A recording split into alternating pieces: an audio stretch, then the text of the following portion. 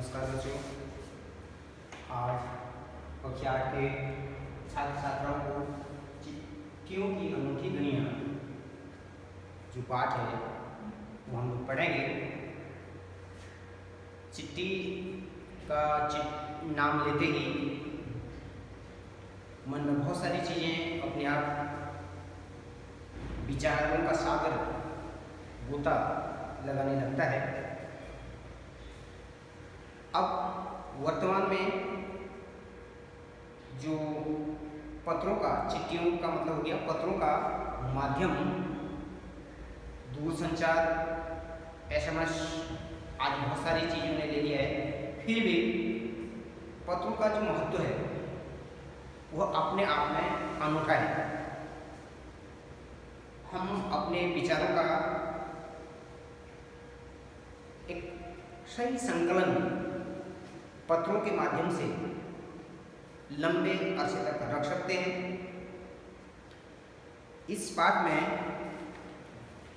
चिट्ठियों की अनूठी दुनिया के संदर्भ में अरविंद कुमार सिंह जी ने बताया है कि अब तो इस वैसे अलग अलग भाषाओं में इसको किस किस नाम से जाना जाता है। पत्र को जो भूमिका रही है इसकी पत्रों का,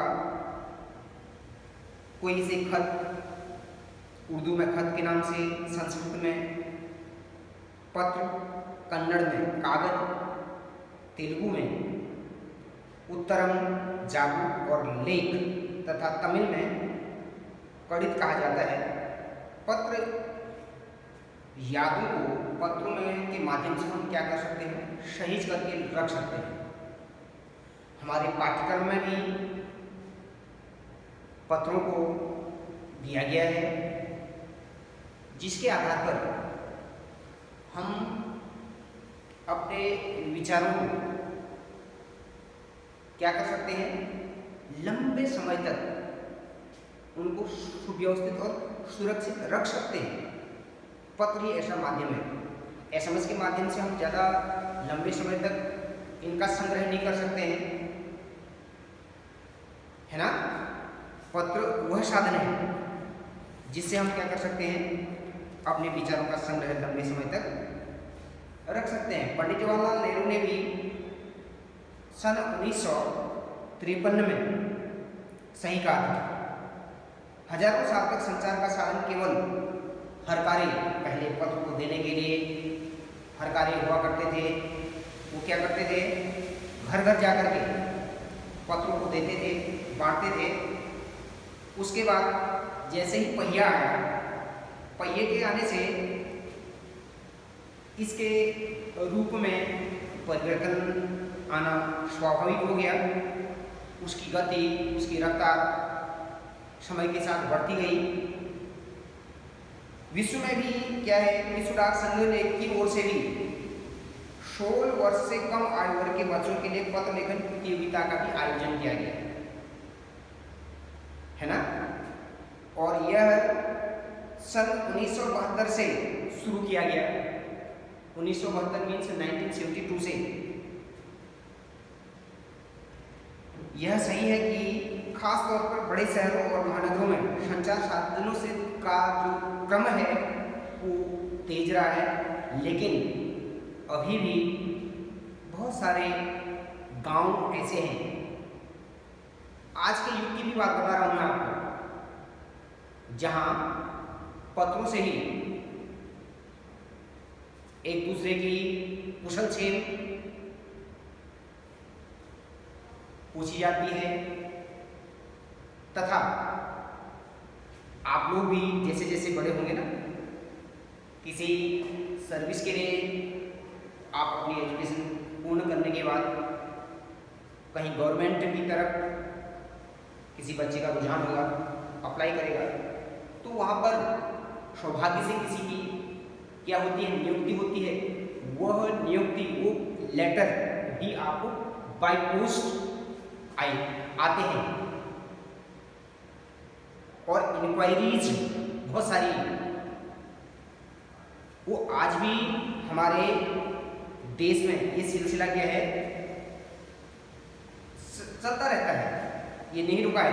भले अत्याधुनिक संसाधनों ने अपना एक स्थान बना लिया है, फिर भी यह क्रम रुका नहीं है, ये चलता ही रहता है। तमाम महान हस्तियों को भी बड़ी से बड़ी यादगारें, धरोहर, उनके द्वारा लिखे गए पत्र। भारत में इसी श्रेणी में हमारे राष्ट्रपिता महात्मा गांधी जी भी आते हैं, जो सबसे आगे रहे हैं पत्रों की दुनिया में। भारत में इस श्रेणी में जो महात्मा गांधी की मैं बात बता रहा हूँ, वह हर व्यक्ति के पत्र का जवाब पत्र के माध्यम से देते थे उस दौर पर, है ना। और आज भी बहुत सारे ऐसे जो हमारे साधन हैं, जिनके माध्यम से हम क्या करते हैं,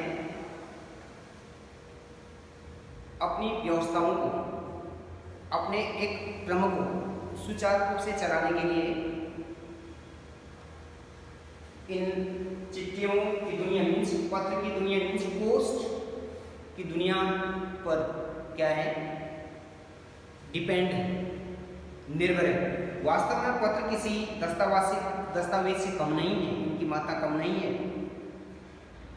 पंत के 200 पत्र, बच्चन के नाम और निराला के पत्र हमको लिखो है कहा है, तथा पत्रों के आईने, दयानंद सरस्वती समेत कई पुस्तकें आपको मिल जाएंगी, जिसमें कहा गया है कि प्रेमचंद खास तौर पर नए लेखकों को बहुत प्रेरक जवाब देते थे, तथा पत्रों का जवाब में वे बहुत ही मुस्तैद रहते थे।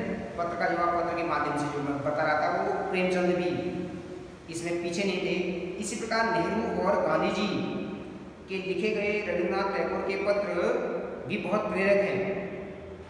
महात्मा गांधी और रविन्द्रनाथ टैगोर के बीच 1915 से 1941 तक के बीच पत्रों का संग्रह प्रकाशित हुआ है, जिसमें बहुत से नए तथ्य और उनकी मनोदशा का लेखा जोखा मिलता है, वो संभाल के रखे गए हैं।